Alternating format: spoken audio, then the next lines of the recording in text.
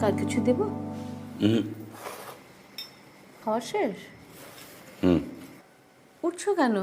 উঠো না, তোমার জন্য আজকে একটা স্পেশাল খাবার আছে।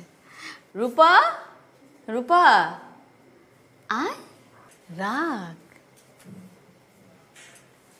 তোমার জন্মদিনে মেয়েটা আজকে সারা দিন খেটে কেকটা বানিয়েছে। কি হলো, দাঁড়িয়ে আছিস কেন? কেক পিস কেটে দে বাবার প্লেটে, দে।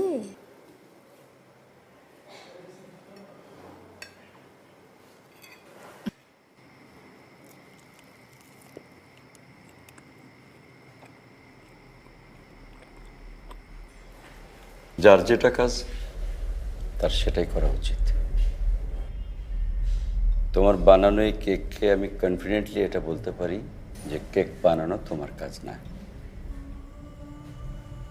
আমার জীবনে এই প্রথমবার এত জঘন্য কেক খেলাম। এসব ফালতু কাজে সময় নষ্ট না করে পড়াশোনায় মন দাও।